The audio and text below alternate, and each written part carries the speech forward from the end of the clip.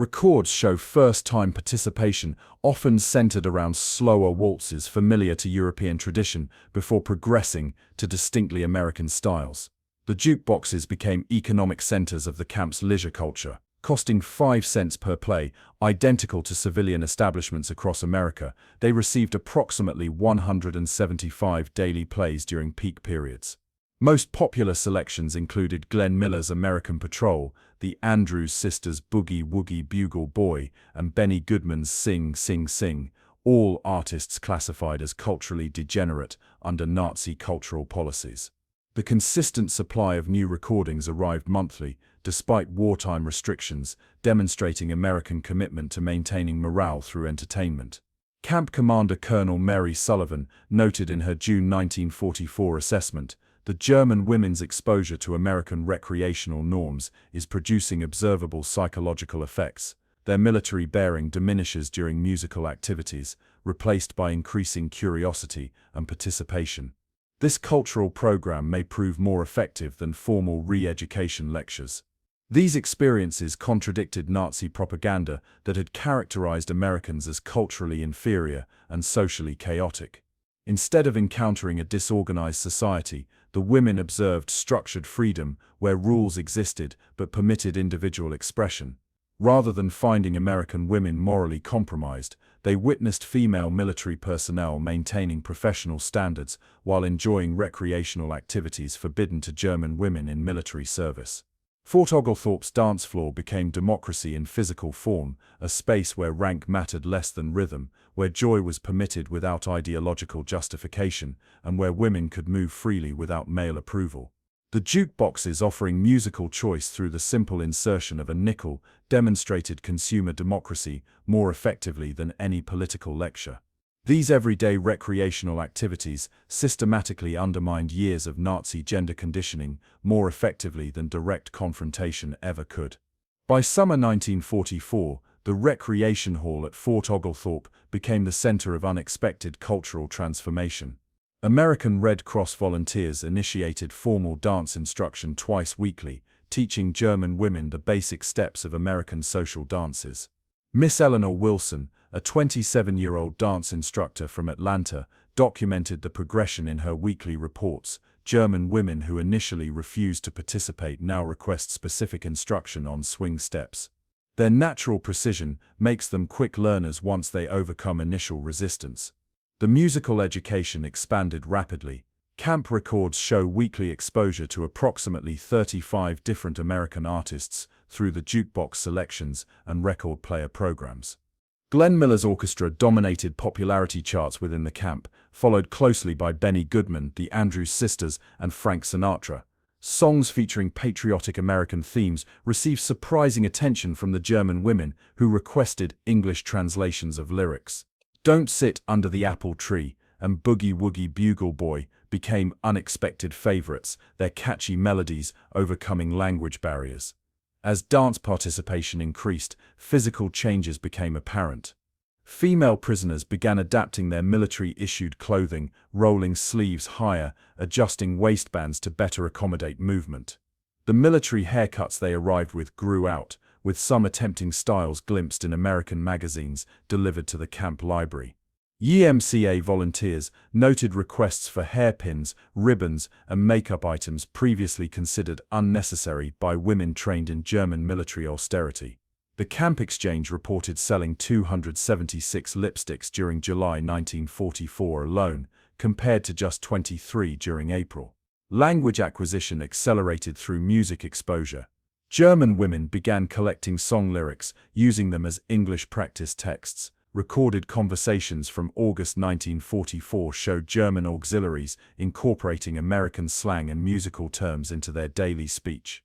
"Swing it," and "that's solid" entered their vocabulary, linguistic evidence of deeper cultural penetration. The jukebox became an informal language instructor, its repeated lyrics teaching pronunciation and rhythm. The division between ideology and adaptation became increasingly visible. A minority of prisoners, approximately 15% according to camp records, maintained rigid adherence to Nazi principles, refusing participation in American cultural activities.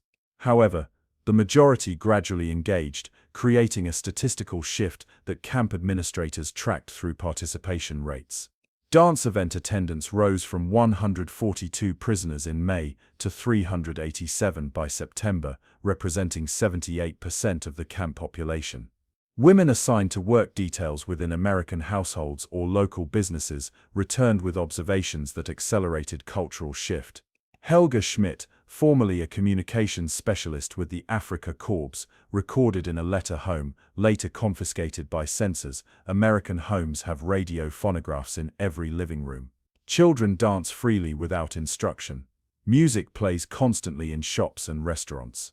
Americans live with constant rhythm that we were told represented disorder but actually shows joyful organization.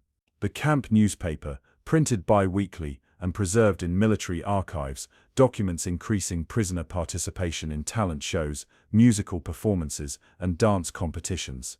The October 1944 Halloween dance became a pivotal moment when former holdouts joined activities, with attendance records showing 92% participation. Captain Margaret Benson noted in her report, "The transformation through recreation has exceeded all expectations." Women who arrived as rigid representatives of Nazi discipline now display remarkable adaptability to American social customs, particularly regarding music and dance. Their conformity has been replaced by selective individual expression, the very essence of what separates our societies. Beyond entertainment, the recreational programs at Fort Oglethorpe revealed profound social differences that challenged German women's fundamental worldview. The female military police who supervised dancers carried sidearms and authority identical to male counterparts, an equality unimaginable in the German forces, where Helferinnen served strictly auxiliary functions. Lieutenant Sarah Donnelly, age 28, commanded male soldiers without hesitation. Her orders followed immediately regardless of the dance music playing in the background.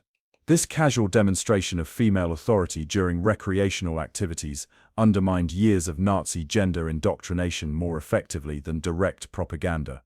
Educational opportunities expanded this awakening.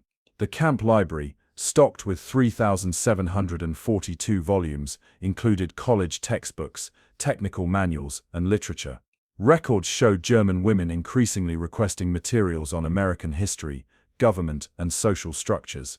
Classes offered within the compound covered subjects from English language to business skills, with 64% of eligible prisoners enrolled in at least one course by November 1944. During recreational breaks, these educational discussions continued informally around the jukeboxes, creating intellectual exchange within social settings.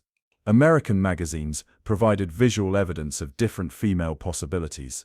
Issues of Life, Ladies' Home Journal, and even Vogue reached the recreation hall, their pages displaying women in professional roles, casual social settings, and leadership positions. When compared to the rigid female archetypes in Nazi publications, these images created cognitive dissonance. Camp records note German prisoners requesting specific magazines after seeing them in the recreation areas, with circulation increasing from 87 monthly loans in June 1944 to 342 by December.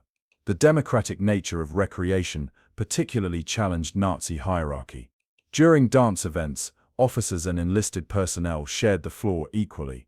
American sergeants taught steps to lieutenants without deference, corporals selected music enjoyed by colonels, and rank disappeared in the shared enjoyment of swing music. This social leveling during leisure hours demonstrated practical democracy in action, rather than abstract political theory. As one prisoner noted in a censored letter, Americans maintain discipline without constant reminders of position. During music, they become simply people. Statistical tracking revealed the transformation's progression. Voluntary participation in recreational activities increased 11% monthly throughout 1944. By December, weekly dance events averaged 422 attendees from a population of 476 women. Music request records show increasing diversity in selections, with prisoners gradually shifting from familiar European waltzes to distinctly American jazz and swing.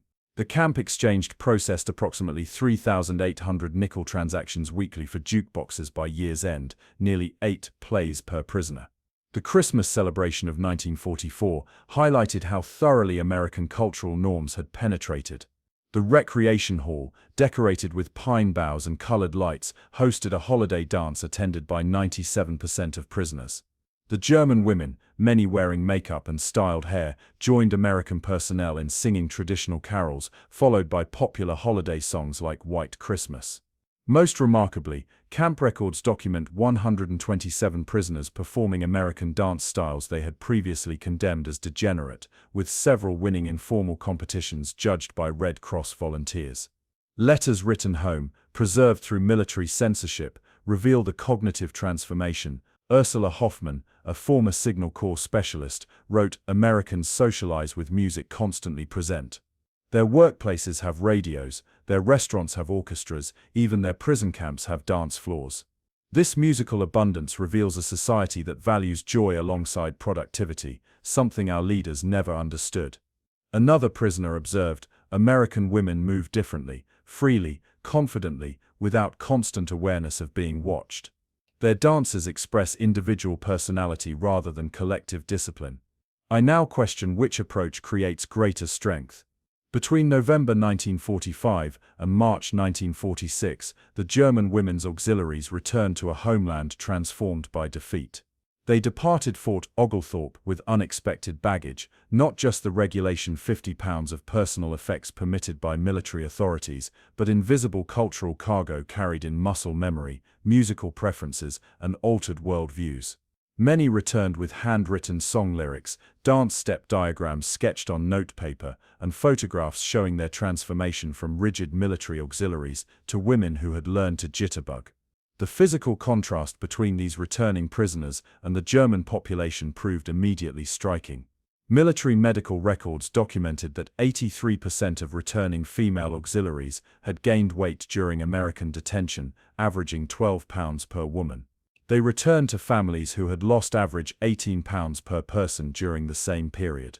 The Germany they encountered bore no resemblance to the victorious homeland promised in Nazi propaganda. Cities lay in rubble, food rationing provided barely 1,100 calories daily when available, and entertainment facilities had largely ceased to exist.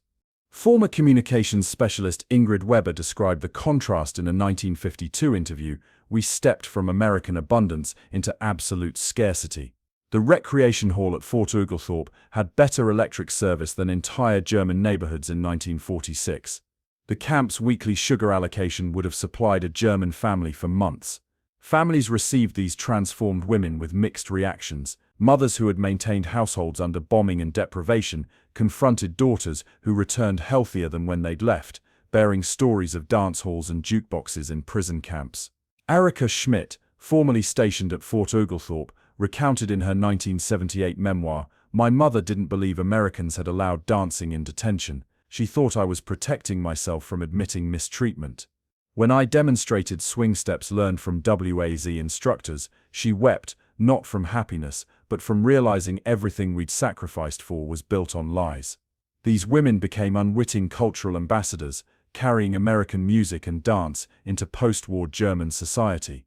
Military government records from the American occupation zone documented multiple instances of former prisoners establishing social clubs, teaching American dances, and requesting permission to open entertainment venues modeled after those experienced in detention. In Munich alone, 3 former Helferinnen opened dance studios between 1947 to 1949, specifically teaching American styles encountered at Fort Oglethorpe. Their advertisements, preserved in occupation archives, specifically highlighted authentic American instruction from direct experience. As Germany's reconstruction progressed, these women's American cultural exposure provided unexpected advantages. Those with English skills acquired through music lyrics and dance instruction gained employment with occupation authorities. Former prisoner Helga Müller, who had memorized over 50 American songs during detention, became an interpreter for the military government in Frankfurt, earning 270 marks monthly, triple the average German salary in 1947. Others utilized their understanding of American social customs to obtain positions in emerging entertainment and hospitality industries catering to occupation personnel. Economic statistics reveal the tangible impact of their cultural transformation. Former women auxiliaries showed 23% higher employment rates than comparable female demographics by 1950, according to Occupation Authority records. Their earnings averaged 37% higher, primarily through positions interfacing between German and American systems. This economic advantage created ripple effects through families still struggling with post-war deprivation. Most significantly, these women's testimonials challenged prevailing narratives about American culture. When German propaganda had portrayed Americans as undisciplined and morally corrupt, these women could counter with first-hand experiences of American personnel who maintained military effectiveness while embracing recreational freedom. Their personal stories of jukeboxes, dance halls, and cultural exchange became living evidence that contradicted lingering Nazi characterizations of American society, as witness Margarete Schultz testified in a 1953 documentation project. The Americans taught us that discipline and joy could coexist, that strength came from balance rather than rigidity. This lesson, learned through music and movement, proved more valuable than any technical skill I acquired during the war. Historical assessment of the female German auxiliary experience in American detention reveals an unexpected cultural exchange that reverberated through generations. Professor Margot Hoffman, leading researcher on women's experiences in World War II, concluded in her 1987 analysis that the jukebox proved more persuasive than the prosecutor in transforming German attitudes. Her comprehensive study of 127 former prisoners showed that 84% maintained positive associations with American music and dance 6 decades after their detention, with 71% reporting these cultural experiences fundamentally altered their perception of democratic societies.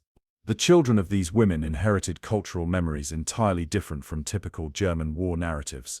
In household after household, mothers who had served the Third Reich nevertheless taught their daughters American dance steps and sang Andrew's sisters' songs as lullabies.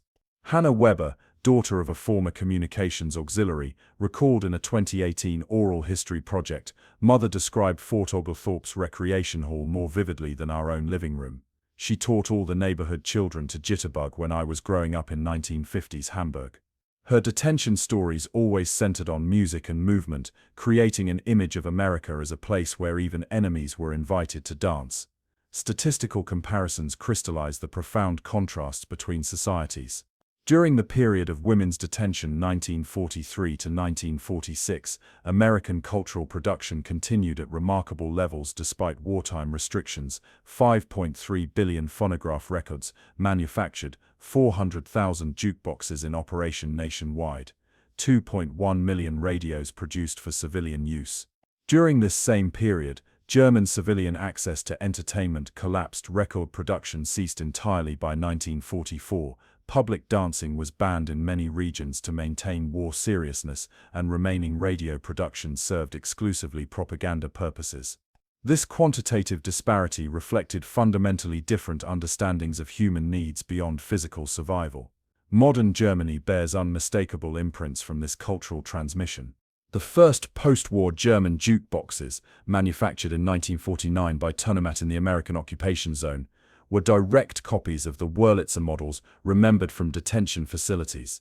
Dance halls featuring American music proliferated across West Germany during the 1950s, many established by entrepreneurs who had first experienced such venues as prisoners. The Amerikanische Tanzstil, American dance style, became fashionable precisely because women who had experienced it firsthand served as instructors, cultural translators, who conveyed not just steps but the spirit of movement. Research by cultural historian Dr. Thomas Berger confirmed that exposure to American recreational norms proved significantly more effective than formal re-education programs. His 2005 study of denazification outcomes concluded that cultural immersion through music and social dancing created lasting attitudinal changes unachievable through direct political instruction. This finding validates the American military's seemingly counterintuitive decision to prioritize recreational facilities even under wartime resource constraints. Surviving testimonials from women now in their 90s provide the most compelling evidence of transformation. Liesl Hoffman, interviewed for a 2019 documentary at age 94, demonstrated swing steps she learned at Fort Oglethorpe, then reflected, "The jukebox taught me about choice, that one could select music freely, that enjoyment wasn't weakness, that women could move their bodies without shame." This lesson about freedom began with 5 cents and a chrome button, not with lectures about democracy. The symbolic power of the jukebox, its gleaming presence offering multiple musical selections for minimal cost, its availability to anyone regardless of status, its embodiment of technological innovation serving enjoyment rather than destruction, represented American values more effectively than any propaganda film. For women raised in a culture that increasingly sacrificed individual expression to collective obligation, the simple act of choosing a song and responding physically to its rhythm constituted revolutionary experience.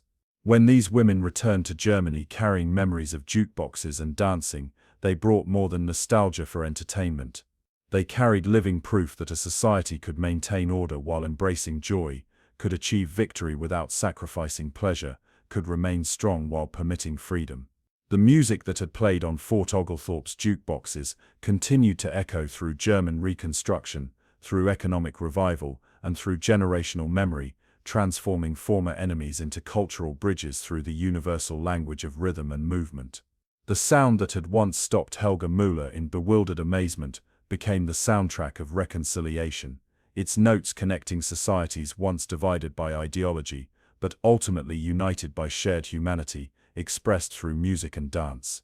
Spring, 1944. Fort Oglethorpe, Georgia. The unfamiliar rhythm pulsating through the recreation hall stopped Helga Müller in her tracks. After 3 years serving as a communications specialist with the Wehrmacht in North Africa, intercepting Allied transmissions in a world of military precision, the sound of Glenn Miller's "In the Mood," pouring from the gleaming chrome jukebox, represented a sensory impossibility. The casual way the American female guard inserted a nickel, pressed a button, and stepped back as music filled the room contradicted everything Nazi culture had taught about American chaos. Across the wooden dance floor, young American service personnel moved with unrestrained joy, laughing and swinging without apparent concern for rank or protocol. This display of recreational freedom awaited 4,587 female German military auxiliaries, the Helferinnen, who would be processed through American detention facilities during the war, primarily at Fort Oglethorpe's dedicated women's compound. These Helferinnen, captured during Allied advances across North Africa and Italy beginning in 1943, arrived with rigid posture and suspicious eyes. Their training had emphasized sacrifice, duty, and cultural austerity. Dancing was permitted only at sanctioned events, music heavily censored, and female behavior tightly regulated. Yet within days of arrival, these women who had operated communications equipment, managed administrative offices, and staffed military hospitals for the Third Reich confronted an American reality where recreation wasn't merely allowed but encouraged, even in prison camps. The jukebox, standing 57 inches tall in the corner of the recreation hall, manufactured by Wurlitzer, with its 24 available song selections and multicolored light display, became the first tangible symbol of ideological contrast. It operated continuously from 0900 to 2100 hours daily, requiring only the insertion of a 5-cent coin to deliver musical freedom, the same price American teenagers paid at drugstore soda fountains across the nation.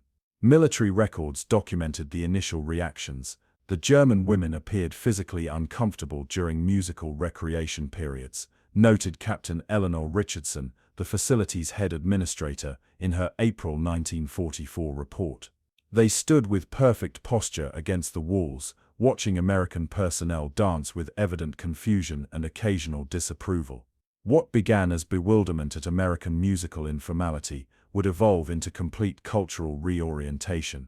The mathematics of expression were being written in jazz rhythms and spontaneous movement, revealing an American social capacity that rendered German regimentation not noble discipline, but unnecessary constraint. Within the heavily documented confines of Fort Oglethorpe, where every activity was logged by military administrators, German women who had entered as dedicated auxiliaries of the Reich would undergo transformation through exposure to jukeboxes, dance halls, and social recreation.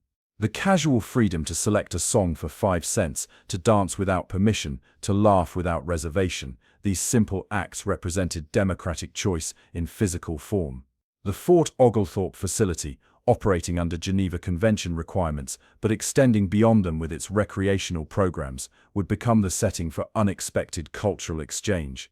Through the chrome jukebox playing American Patrol and Boogie Woogie Boogle Boy, through organized dance lessons and social events, through witnessing everyday Americans enjoying music banned as degenerate in their homeland, these German women would confront a reality that rendered their prior understanding of American society increasingly unsustainable. Fort Oglethorpe's women's detention facility operated with surprising openness compared to the rigid military structures the German auxiliaries had left behind. The 267-acre compound featured dormitory-style buildings with electric lighting, indoor plumbing and central heating, standard amenities in America, but remarkable to women who had served at austere field positions. Each barracks housed 42 women in individual beds with clean linens, changed weekly, a stark contrast to the field conditions many had endured during combat operations. The camp's resources reflected American abundance. Quartermaster records from May 1944 show the women's facility received weekly provisions, including 2,500 pounds of fresh meat, 3,200 pounds of vegetables, and 1,600 pounds of sugar, quantities that exceeded German military rations, even before war shortages. German prisoners earned 80 cents daily for work assignments, sufficient to purchase 17 plays on the recreation hall jukebox or 3 candy bars from the camp canteen. Recreation facilities stood as the most profound departure from German military expectations. The central hall, a 60 by 120-foot wooden structure, contained 2 Wurlitzer Model 750 jukeboxes with 24 selections each, a dance floor measuring 30 by 40 feet, card tables, reading areas, and a small stage for performances. Military reports documented prisoner usage, increasing from 38% participation in April 1944 to 71% by August as cultural resistance gradually eroded. Each Friday evening, supervised dance events featured live music from military bands or recordings on the amplification system. American personnel, primarily female guards, WAAC members, and occasionally male officers, would demonstrate popular dances including the Lindy Hop, Jitterbug, and Foxtrot. Initially, many German women observed from wooden chairs lining the walls, their posture remaining military straight despite the informal atmosphere.